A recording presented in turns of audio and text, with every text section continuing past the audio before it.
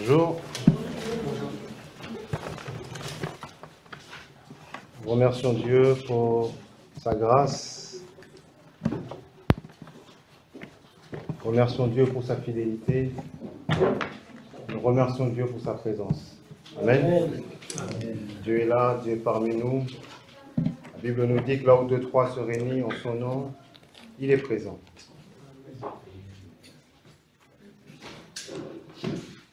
Amen. L'apôtre Pierre, dans son épître, il dit ceci, il dit « Je ne me lasse pas de vous répéter les mêmes choses. Je ne me lasse pas. » Je crois qu'il est important que la parole de Dieu soit répétée, soit continuellement répétée, réécoutée, afin que cette parole puisse pénétrer, entrer dans le cœur de l'homme.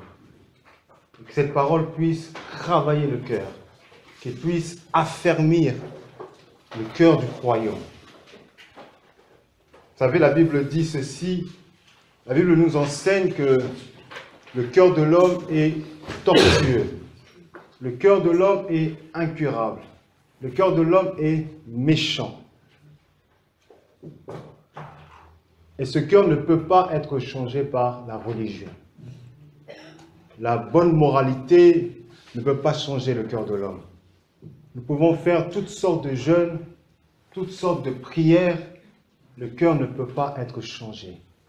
La seule chose qui peut changer le cœur, c'est la croix du calvaire. C'est la croix du calvaire qui est la solution pour le changement de l'homme intérieur, pour le changement du caractère de l'homme. La croix du calvaire qui est l'image de l'autel de Dieu. Nous sommes venus en Christ. Nous sommes passés par la nouvelle naissance. Nous avons reçu un esprit nouveau. Nous avons en nous la nature de Dieu. Essayons de réaliser que ce Dieu qui était dans le ciel, ce Dieu que la Bible dit que le ciel ne peut pas le contenir. Réalisez que ce Dieu vient habiter dans le cœur de l'homme. Comment un Dieu si grand, comment un Dieu dont on ne peut pas contenir, on ne peut pas calculer, vient dans le cœur de l'homme.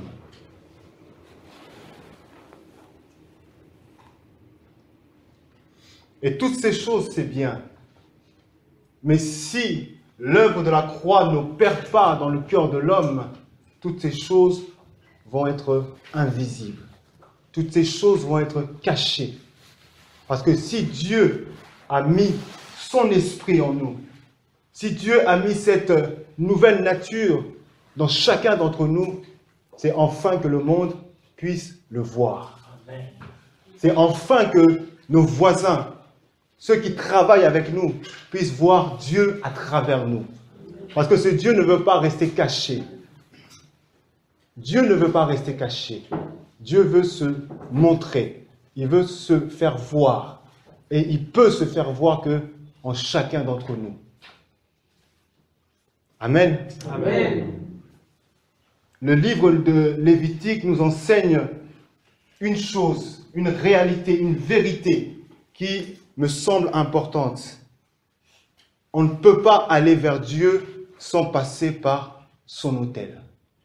On ne peut pas aller vers lui. On ne peut pas être agréable si on ne se place pas sur son autel. Vous savez, quand vous ouvrez le livre de Lévitique, le Seigneur nous place directement devant l'autel du sacrifice. Le Seigneur commence à parler sur le sacrifice des animaux. Et ces sacrifices, nous savons, représentent Christ sur la croix. Christ s'est offert à Dieu. Il s'est offert, non pas en partie, mais il s'est entièrement offert à Dieu. Il a été ce sacrifice qui est appelé holocauste, qui veut dire être entièrement consumé par Dieu. Il n'a pas gardé une partie de sa vie, mais il a tout donné. Il a offert son âme, son corps, son esprit à Dieu. Et chaque croyant est appelé à s'offrir lui-même à Dieu, à s'offrir totalement, à 100%. À 100%. Il n'y a pas de moitié, il n'y a pas de peu, mais à tout donner à son Dieu. Mais ce matin, j'aimerais parler d'un autre sacrifice appelé offrande.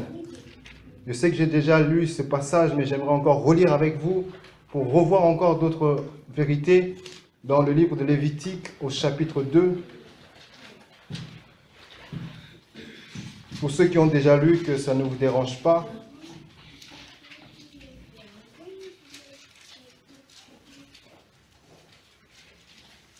Lévitique au chapitre 2.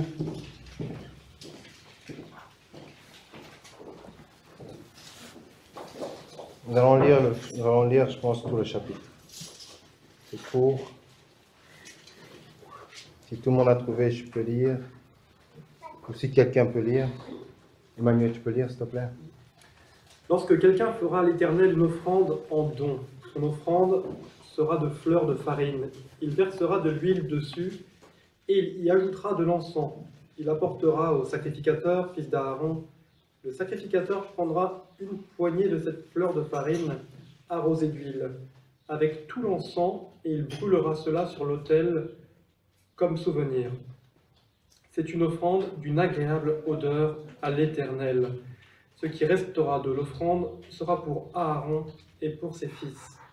C'est une chose très sainte parmi les offrandes consumées par le feu devant l'Éternel. Si tu fais une offrande de ce qui est cuit au four, qu'on se serve de fleurs de farine, et que ce soit des gâteaux sans levain pétris à l'huile, et des galettes sans levain arrosées d'huile. Si ton offrande est un gâteau cuit à la poêle, il sera de fleurs de farine pétries à l'huile sans levain. Tu le rompras en morceaux et tu verseras de l'huile dessus. C'est une offrande. Si ton offrande est un gâteau cuit sur le grill, il sera fait de fleurs de farine pétries à l'huile. Tu apporteras l'offrande qui sera faite à l'Éternel avec ces choses-là. Elle sera remise au sacrificateur qui la présentera sur l'autel. Le sacrificateur en prélèvera ce qui doit être offert comme souvenir et le brûlera sur l'autel. C'est une offrande d'une agréable odeur à l'Éternel. Ce qui restera de l'offrande sera pour Aaron et pour ses fils. C'est une chose très sainte parmi les offrandes consumées par le feu devant l'Éternel.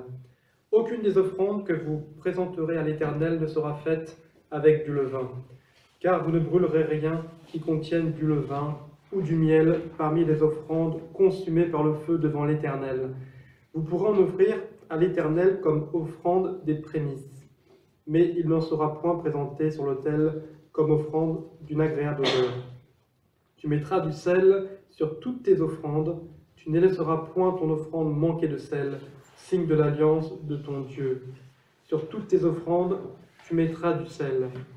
Si tu fais à l'Éternel une offrande des prémices, tu présenteras des épis nouveaux, rôtis au feu et broyés comme offrande de tes prémices. Tu verseras de l'huile dessus et tu y ajouteras de l'encens. C'est une offrande.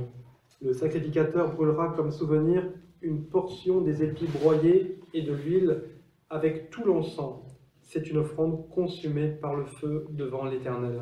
Amen. Amen. Merci, Carmen. Merci de donner ta parole.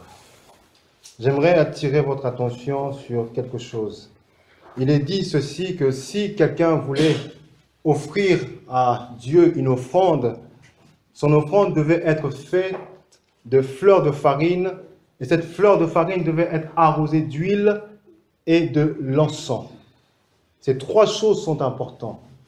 Lorsque une personne voulait faire son offrande devait remplir ces conditions. Il ne suffisait pas simplement de venir apporter son offrande, le déposer et partir, non. Il y avait une prescription à respecter. Il y avait des conditions à respecter. Et cette vérité est toujours valable pour nous aujourd'hui, en tant que chrétiens de la Nouvelle Alliance. Nous ne pouvons pas apporter notre offrande n'importe comment. Aujourd'hui, à l'Église, nous pouvons apporter toutes sortes d'offrandes à Dieu. Notre offrande peut être la louange, l'adoration ou l'argent ou le don de soi. Mais cette offrande qu'on apporte doit remplir certaines conditions. Dans Hébreux, au chapitre 13, verset 15, il est dit ceci: « Par Jésus, offrons donc en tout temps un sacrifice à Dieu, un sacrifice de louange qui consiste à célébrer son nom. Ne négligez pas de pratiquer la bienfaisance et l'entraide. Voilà les sacrifices auxquels Dieu prend plaisir. » Dieu prend plaisir au sacrifice, Dieu prend plaisir à l'offrande, mais il prend surtout plaisir à l'offrande qui remplit ces conditions. Vous savez, ce n'est pas l'offrande en elle-même qui procure du plaisir à Dieu, mais c'est l'état du cœur. C'est le cœur de celui qui apporte cette offrande-là. Vous connaissez tous cette histoire de cette pauvre veuve, de son offrande, lorsque Jésus se tenait devant le trône des hommes et des femmes. Il est dit qu'il y avait aussi des riches qui apportaient leur offrande à Dieu. Et Jésus regardait toutes ces personnes venir donner ce qu'ils avaient. Et parmi ces personnes, il y avait une femme, une vieille femme. Et Jésus dira que c'est cette vieille femme qui a donné plus que vous tous. Mais la Bible dit que cette femme, elle a juste donné, je crois, 2 pièces. Mais il y avait des personnes qui étaient riches, qui ont donné beaucoup plus que cette femme. Mais Jésus dira, non, c'est l'offrande de cette femme qui est agréée. Parce que ce n'était pas dans la quantité de l'offrande, mais c'était dans la qualité de l'offrande. Et cette qualité, elle venait du cœur. Vous savez, Jésus n'est pas impressionné par nos belles paroles. Jésus n'est pas impressionné par nos prières, nos cris que nous pouvons faire. Mais ce qui donne de la valeur à notre offrande, à notre louange, à notre adoration, à ce que nous apportons à Dieu, ce qui donne de la valeur, c'est l'état de notre cœur. C'est le cœur.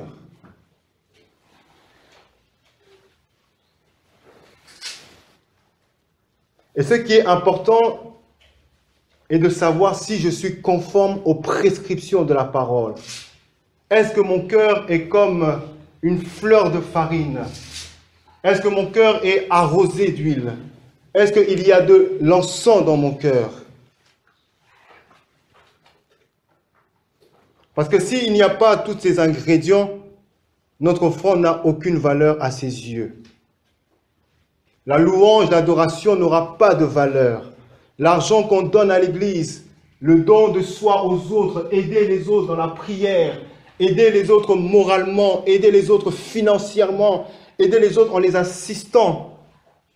Toutes ces choses-là, si elles ne sont pas faites avec un cœur qui est bon, ces choses n'ont aucune valeur aux yeux de Dieu. L'apôtre Paul dira que l'athlète ne peut pas être couronné s'il n'a pas lutté en respectant les règles. Un athlète ne peut pas remporter une victoire s'il ne respecte pas les règles, s'il ne se conforme pas à ce qui a été dit. L'offrande ne peut être agréée si elle n'est pas offerte d'après la loi. D'après la loi, d'après la parole de Dieu. Et quelle est cette loi? Nous l'avons lu dans le premier verset. Il est dit que lorsque quelqu'un apportera à l'Éternel une offrande, elle consistera en fleurs de farine, qu'il arrosera d'huile sur laquelle il mettra de l'encens.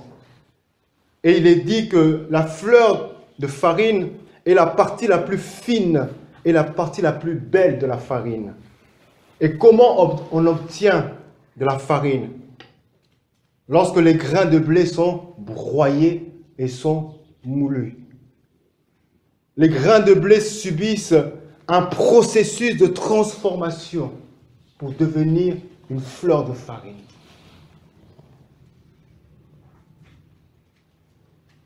Vous voyez, lorsque on va dans le champ, on prend ces graines de blé, on ne les apporte pas tout de suite à Dieu.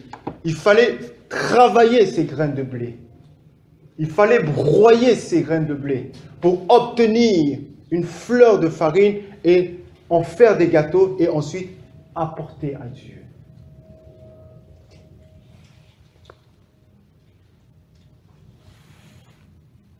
Il est dit lorsque, avant de broyer les graines de blé, il fallait d'abord nettoyer ces blés. Et le nettoyage consiste à éliminer les impuretés, la terre, les pierres, la paille. Et après le nettoyage, la transformation du grain de blé par le broyage.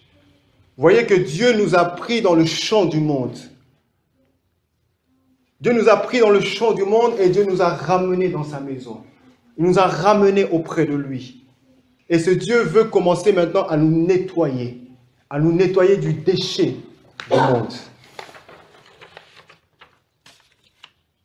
Ce Dieu veut nous purifier notre cœur. Le cœur du croyant doit passer par un processus de transformation. J'ai beaucoup entendu ce matin des prières qui demandaient la transformation, que le Seigneur puisse façonner les cœurs. Parce que la seule chose qui peut transformer le cœur, qui peut briser ce cœur, c'est l'enseignement de la parole. L'enseignement de la parole et ensuite l'obéissance de la parole. Parce qu'il n'y a pas, s'il y a l'enseignement et qu'il n'y a pas d'obéissance, cette parole ne sert à rien. Et cette parole ne peut rien apporter dans le cœur. Et cette parole ne peut pas travailler le cœur de l'homme. C'est l'enseignement qui peut transformer notre caractère. Et j'aimerais souligner ce matin que notre caractère a besoin d'être transformé. Nous avons besoin d'être transformés. Nous venons tels que nous sommes en Christ, avec tout ce que nous avions dans le monde, le caractère que nous avions dans le monde, la timidité, l'orgueil, toutes sortes de choses. Mais lorsque nous venons, le Seigneur veut nous travailler. Et ce n'est pas un travail qui est rapide, c'est un processus de transformation. C'est un processus qui s'opère petit à petit. C'est là qu'un cœur qui est tortueux devient droit. Il devient droit par la parole. Un cœur qui est incurable trouve la guérison. Un cœur qui est méchant devient juste. À cause de la parole. Pourquoi? Parce que cette parole est comme un broyeur. Cette parole est comme un moulin qui est là pour briser le grain, pour nettoyer le grain, afin de faire de ce grain, une fleur de farine. Amen. Amen. Et j'aimerais encore attirer votre attention sur une autre image qui nous est donnée. À partir du verset 4. Voici ce qu'il est dit. Lorsqu'on apportera une offrande de pâte cuite au four, elle consistera en gâteau sans levain, fait avec de la fleur de farine, pétrie avec de l'huile, et en galette sans levain, arrosée d'huile. Si c'est une offrande rôtie sur les grilles qu'on apporte, elle sera également faite de fleurs de farine, pétrie avec de l'huile, sans l'addition de levain. On la coupera en morceaux, on versera de l'huile dessus, c'est une offrande. Il y a dans ces passages une action du Saint-Esprit, de l'œuvre de l'Esprit. Lorsqu'on obtient cette fleur de farine devait être pétrie avec de l'huile. Pétrie veut dire malaxer, manier fortement en tout sens, à la main ou mécaniquement. De la farine avec de l'eau, afin d'en faire une pâte. Pétrir veut aussi dire façonner, modeler. Pétrir l'intelligence de quelqu'un. Rappelez-vous ce que l'apôtre dit, Ne vous laissez pas modeler par le monde actuel. Ne laissez pas le monde vous pétrir. Ne laissez pas le monde vous malaxer. Mais laissez-vous transformer par le renouvellement de votre pensée. Mais laissez-vous pétrir par l'Esprit de Dieu, par la parole de Dieu. Laissez-vous pétrir. Regardez, ayez l'image de ce boulanger qui est sur son plan de travail et qui prend de la farine, il y a l'eau, mais pour nous ce n'est pas l'eau, de l'huile, et qu'il rassemble ces deux ingrédients et il commence à travailler ces deux ingrédients. Et pour finir, ces deux ingrédients deviennent une seule chose. Le Saint-Esprit veut nous pétrir. Le Saint-Esprit est venu dans le cœur de l'homme afin de pétrir l'homme. De le pétrir, de le rendre semblable à Christ. Mais le Saint-Esprit n'agit pas sans la volonté de l'homme. Le Saint-Esprit n'agit pas sans le choix de l'homme, la décision de l'homme, l'engagement du croyant. Et rappelez-vous que même Jésus s'est conformé à cette parole, à cette ordonnance. Jésus a été pétri dans son intérieur. Il a été pétri par son Père. Rappelez-vous le jardin de Gethsémane. Le jardin de Gethsémane veut dire pressoir à l'huile. Pressoir à l'huile. On a parlé des symboles. Mais ces symboles parlent. Ces symboles ne sont pas là par hasard.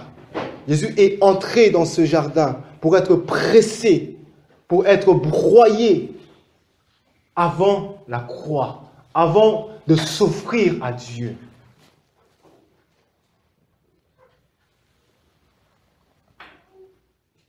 Notre offrande ne pourra jamais être aussi parfait que celle de Christ, mais elle nous enseigne une chose, la qualité de notre offrande dépend de l'œuvre du Saint-Esprit en nous. La qualité. Il y a une qualité que nous devons apporter à Dieu. Il y a une qualité qui doit être derrière notre prière, derrière notre engagement, derrière notre vie chrétienne.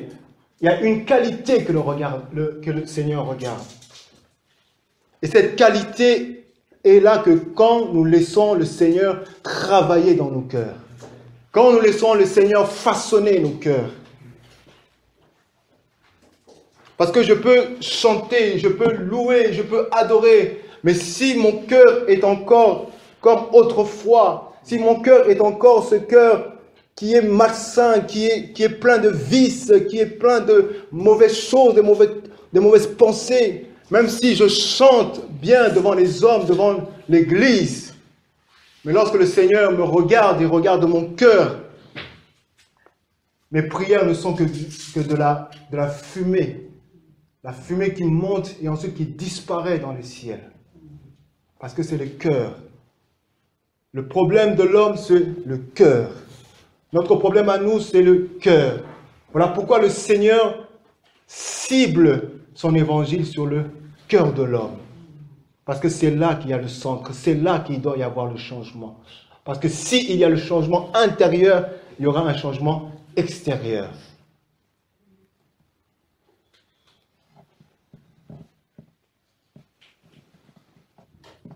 Et ce changement, comme je l'ai dit, dépend de l'œuvre du Saint-Esprit. Voilà pourquoi, je l'ai dit tout à l'heure, que la religion ne peut rien faire. Les belles paroles ne peuvent rien faire. C'est la plénitude du Saint-Esprit. La plénitude du Saint-Esprit. C'est la puissance du Saint-Esprit qui peut nous transformer. Voilà pourquoi ça serait une folie de dire que nous n'avons pas besoin d'être remplis de la puissance du Saint-Esprit. C'est une folie de croire que le chrétien ne peut pas être rempli du Saint-Esprit. Nous devons être remplis du Saint-Esprit. Nous devons l'être. Je ne peux être témoin de Christ, je ne peux témoigner Christ dans le monde si je ne suis pas rempli du Saint-Esprit.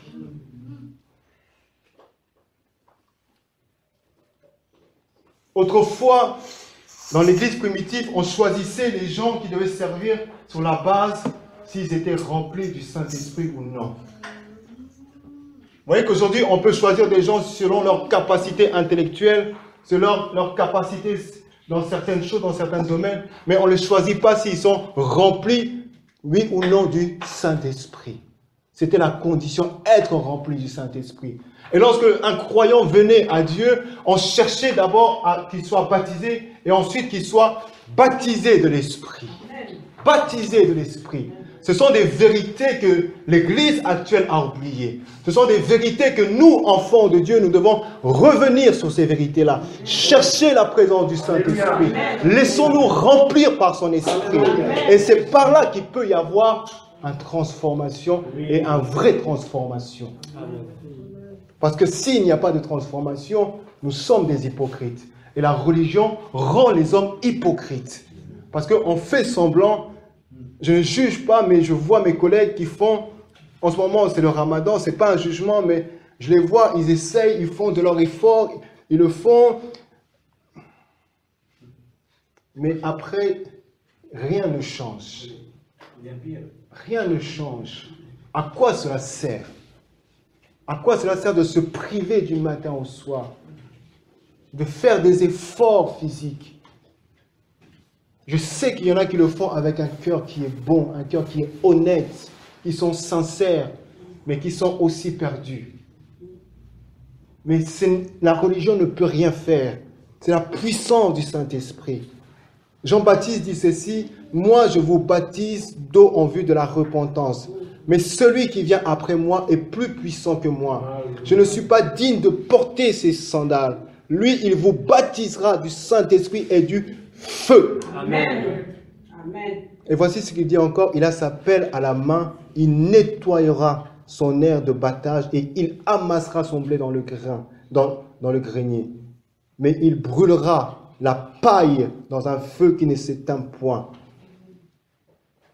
Il brûlera le feu du Saint-Esprit, ce feu qui est purificateur, qui vient pour nous nettoyer. Vous voyez que lorsque Jésus est venu vers Jean, Jésus a accepté le baptême. Et lorsqu'il est passé par le baptême, il a dit quoi? La colombe est descendue. La colombe est descendue. Il fallait d'abord obéir. Obéir à la parole de Dieu. Jésus est venu, il s'est conformé. Il devait être baptisé. Jean a dit, non, moi je ne peux pas te baptiser. Mais il a dit, laisse les choses se faire. Laisse ces choses se faire. Jean et Jésus savaient, mais Jésus il disait, moi je vais d'abord me soumettre à ce que le Père me demande de faire. Lorsqu'il s'est soumis à ça, il s'est rabaissé, il s'est humilié devant Jean. La Bible dit que la colombe est descendue. Le Saint-Esprit est descendu. Vous voyez que notre désobéissance empêche la plénitude du Saint-Esprit sur nous. Nos péchés, notre refus de la parole empêche que nous puissions recevoir cette plénitude. Dans Hébreux 4, au verset 12,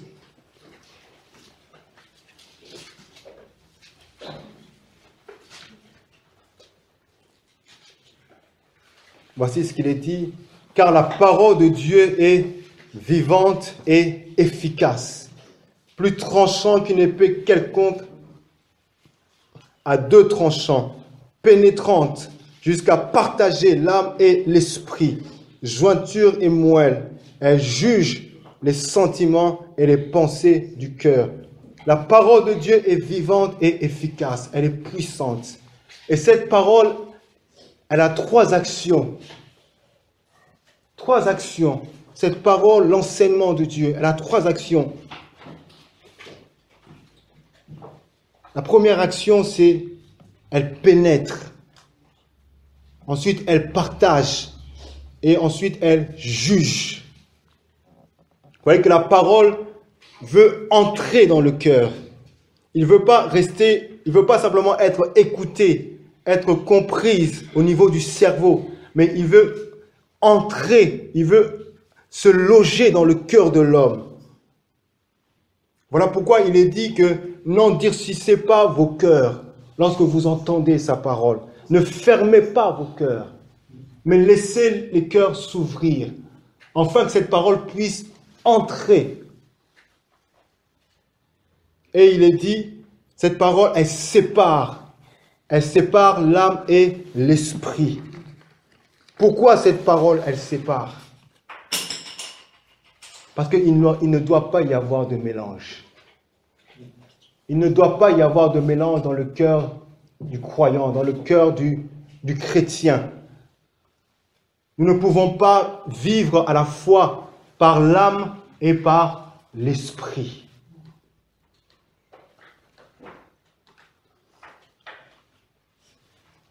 Le croyant qui est né de nouveau, sa vie n'est plus dirigée par son âme. L'âme n'est plus le directeur de sa vie. L'âme, nous savons tous c'est quoi l'âme, les émotions, la volonté, les sentiments, les décisions. Ce n'est plus ça qui dirige sa vie, mais c'est l'esprit qui dirige sa vie. Et cet esprit est soumis à l'Esprit de Dieu. Il est sous l'influence de Dieu. Nous ne pouvons pas vivre à la fois comme des chrétiens aujourd'hui et demain comme des païens, ou avoir un langage chrétien aujourd'hui, un langage païen demain. Vous voyez, on ne peut pas être chrétien et à la fois païen. Soit c'est l'un, soit c'est l'autre. Soit nous marchons par l'esprit, soit nous marchons par la chair. Dieu même dira à son Église, soit tu es froid, soit tu es chaud. Mais tu ne peux pas être tiède. Tu ne peux pas avoir les deux. Tu ne peux pas aujourd'hui venir à l'église, glorifier le nom de Dieu, apporter ta prière, ton offrande et en même temps aller vivre comme le monde. L'âme et l'esprit doivent être partagés. Parce que si la vie du croyant est dirigée par son âme, le croyant sera toujours inconstant dans sa vie. Il sera toujours ballotté de gauche à droite dans sa vie. Pourquoi? Parce qu'il est dirigé par ses émotions. Il est dirigé par ses sentiments. Et vous savez comme moi que les sentiments changent. Les sentiments changent à tout moment. Les émotions changent à tout moment. Aujourd'hui, on est joyeux, on chante, on prie, on lit la parole. Et demain, si on n'est pas joyeux, on n'a pas envie de venir à l'église, on n'a pas envie de lire la parole. Vous voyez? Donc, les sentiments, c'est comme ça. Nous pouvons offrir à Dieu une offrande qui est charnelle. Une offrande qui paraisse bien devant les hommes. Mais devant Dieu, c'est une offrande qui a une mauvaise odeur. Mais si nous vivons par l'Esprit, nous serons toujours constants dans notre vie. Quelles que soient les situations. Ça ne va pas, je reste constant. Ça ne va pas, je viens à l'église. Je suis malade, je viens à l'église. Je souffre, je continue à prier. Ma vie ne change pas et je m'accroche à Dieu. Amen. Voilà l'esprit. Voilà l'homme qui vit par l'esprit. Il n'est pas influencé par l'extérieur. Il n'est pas influencé par le monde, par l'actualité. Il n'est pas influencé par rapport à tout ce qui se passe. Il y a des inondations, mais il ne craint pas. Parce qu'il sait que Dieu le protège. Amen. C'est ça l'homme spirituel. C'est ça l'homme ou la femme qui marche par l'esprit. Parce qu'il ne dépend pas du monde, mais il dépend de la parole de Dieu. Il dépend de ce qu'on lui a enseigné. Et Jésus l'a dit à cette femme samaritaine. Jésus lui a dit que les vrais adorateurs adorent le Père en esprit. En esprit. Pas dans l'âme, mais il adore en esprit. L'âme n'est pas mauvaise, mais l'âme doit maintenant se soumettre à l'esprit. Les sentiments, les émotions sont des choses que Dieu nous a données. Mais ces choses doivent être maintenant soumises à l'Esprit de Dieu. Le caractère doit être soumis à l'Esprit de Dieu. Ce n'est plus l'âme qui contrôle, mais c'est l'Esprit qui contrôle.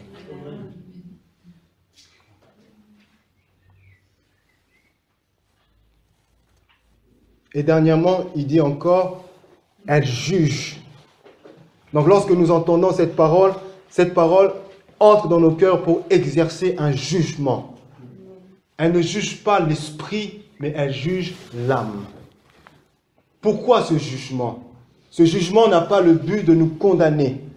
Ce jugement a un but, c'est de nous ramener à la repentance, de nous ramener à nous humilier devant Dieu, de nous ramener à changer de comportement.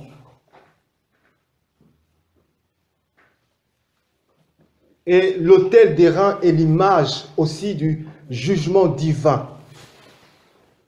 L'autel est aussi un lieu purificateur. Matthieu 23, 18, il est dit, « Si quelqu'un, dites-vous encore, jure par l'autel, ce n'est rien. Mais si quelqu'un jure par l'offrande qui est sur l'autel, il est engagé, aveugle. Lequel est le plus grand?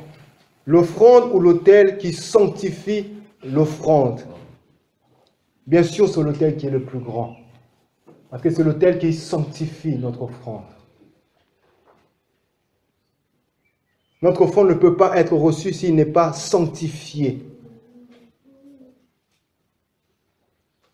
Cette offrande doit être offerte par l'Esprit. Et l'Esprit nous libère de la chair. J'aimerais juste qu'on puisse relire encore Galates.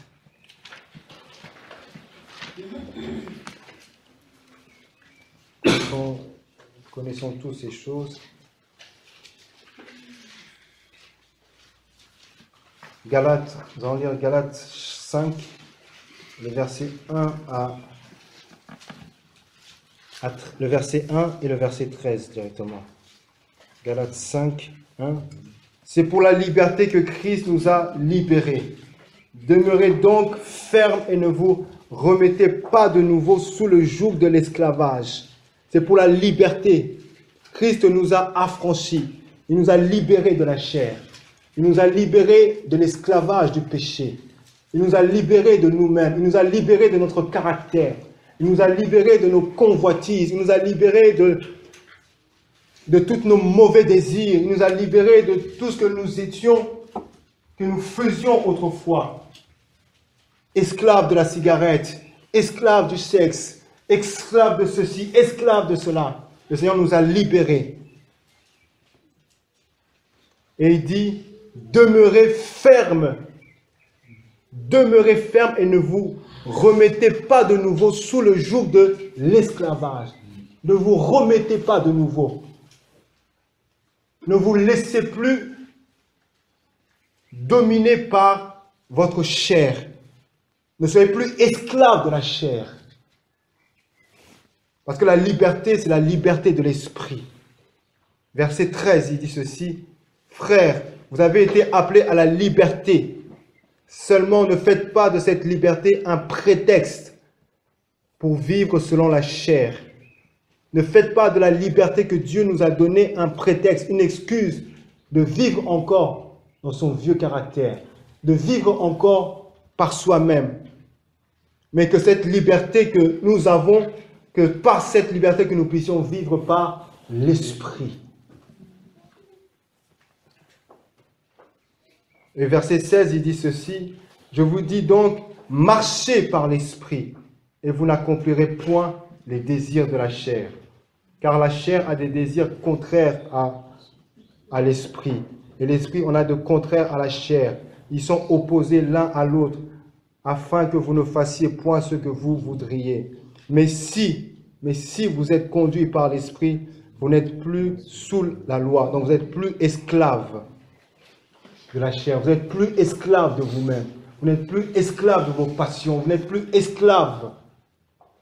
Si nous marchons par l'esprit, si nous chantons par l'esprit, si nous apportons notre offrande par l'esprit. Et comment est-ce que nous pouvons marcher par l'esprit? Il y a une chose que j'ai compris, que j'apprends de plus en plus. Nous pouvons marcher par l'Esprit, apprendre, parce que je crois qu'on apprend.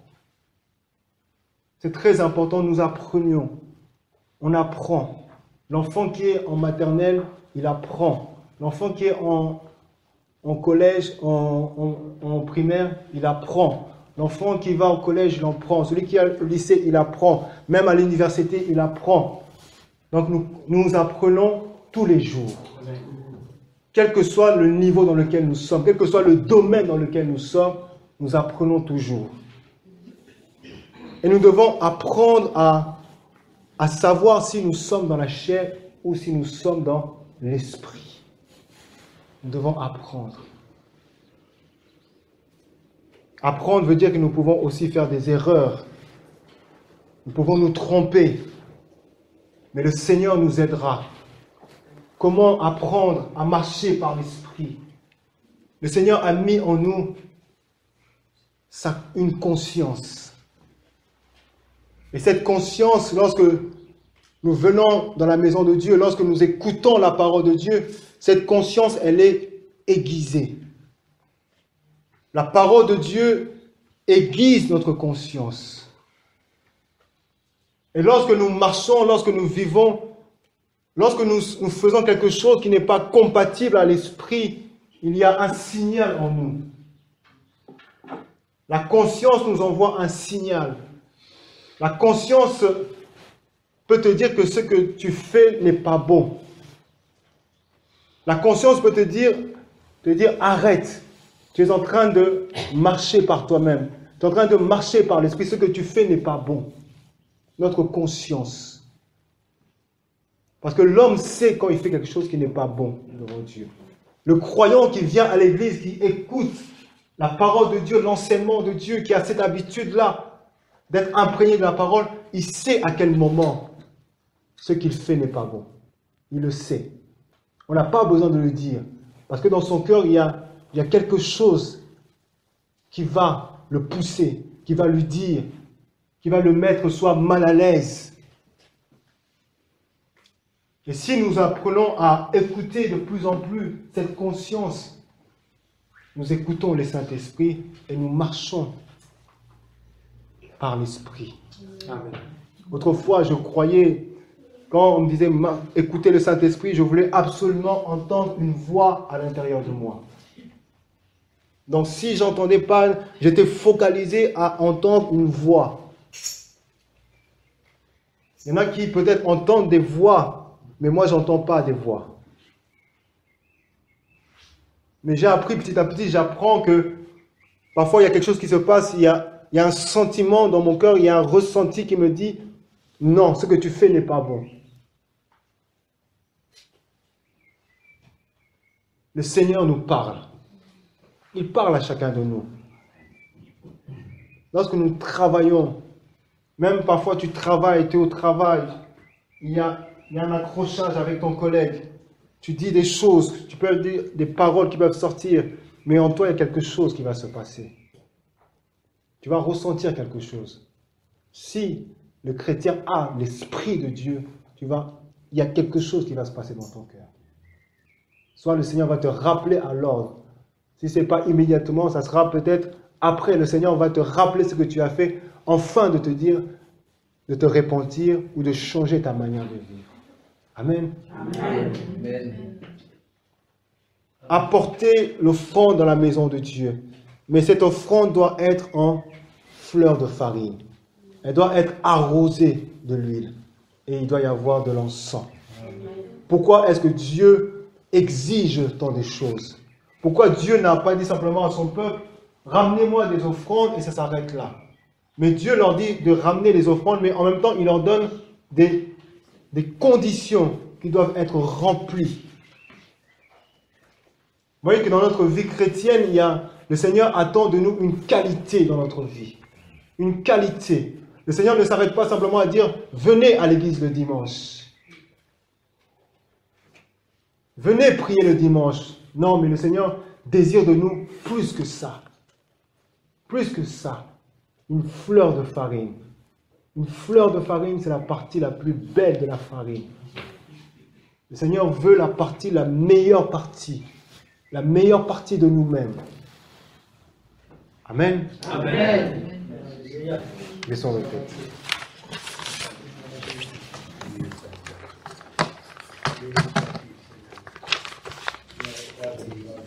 Merci Seigneur mon Dieu. Merci Seigneur. D'être sensible à l'esprit quand tu nous parles. Ne pas faire le dur, Dieu t'obéissance. Parce que l'obéissance est que toutes les sacrifices. On obéir. L'esprit nous visite chacun individuellement. Élevons nos voix avec le frère, prions avec lui. Prions avec lui, demandons à Dieu cette transformation à l'intérieur. Demandons à Dieu de nous visiter dans notre cœur. Demandons à Dieu de nous pétrir, de nous façonner. Que l'Esprit de Dieu puisse travailler dans nos cœurs. Offrons à Dieu notre cœur. Offrons-lui notre caractère. Que le Seigneur brise nos cœurs. Alléluia, Seigneur.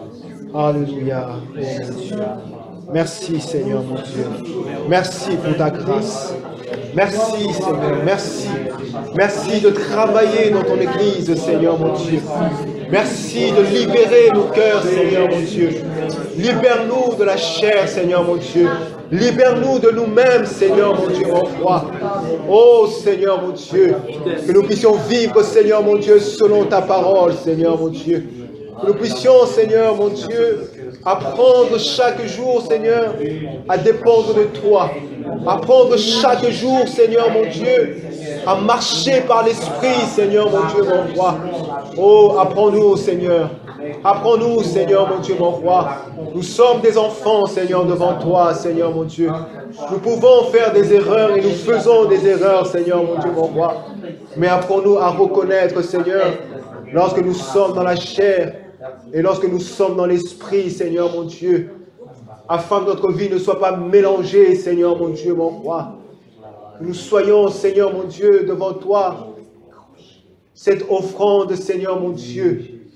Cette offrande, Seigneur, mon Dieu, qui est sur la base de ta parole, Seigneur, mon Dieu. Oui, Seigneur, mon Dieu. Pardonne-moi, Seigneur, mon Dieu. Pardonne chacun de nous, Seigneur, mon Dieu. Bénis ce moment, Seigneur, mon Dieu. Que cette parole, Seigneur, soit gravée dans nos cœurs, Seigneur. Que l'ennemi ne vienne pas enlever cette parole, Seigneur, mon Dieu. Cette parole puisse être enracinée, Seigneur, mon Dieu. Porter du fruit, Seigneur, mon Dieu. Éclairer et transformer nos vies. Dans le nom de Jésus. Amen. Amen. Amen. Alléluia. Gloire à Dieu. Merci Jésus.